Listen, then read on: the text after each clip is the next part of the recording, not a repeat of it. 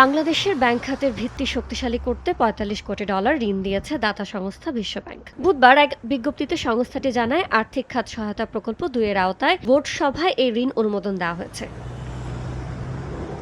এ প্রকল্পের উদ্দেশ্য হল ক্ষুদ্র আমানতকারীদের সুরক্ষায় আমানত বীমা ব্যবস্থা জোরদার করা এবং বাংলাদেশ ব্যাংকের তদারকি সক্ষমতা ও ব্যবস্থাকে শক্তিশালী করা। পাশাপাশি এটি ব্যাংক পুনর্গঠন ও রাষ্ট্রায়ত্ত ব্যাংক সংস্কারের ভিত্তি তৈরিতেও সহায়তা করবে বলে ধারণা বিশ্বব্যাংকের।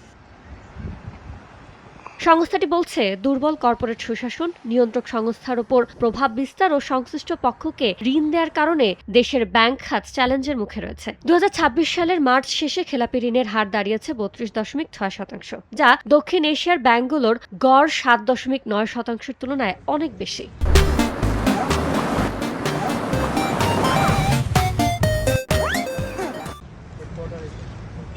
বিশ্বব্যাংকের বাংলাদেশ ও ভুটান বিভাগের পরিচালক জে প্যাম জানান, বাংলাদেশের $১ ট্রিলিয়ন অর্থনীতিতে পরিণত হওয়ার লক্ষ্য অর্জনে একটি স্থিতিশীল ও অন্তর্ভুক্তিমূলক আর্থিক খাত প্রয়োজন। কিন্তু দেশের আর্থিক খাতের মোট সম্পদের প্রায় ৯০% প্রতিনিধিত্ব করা ব্যাংক খাত ক্রমবর্ধমান চাপের মুখে রয়েছে।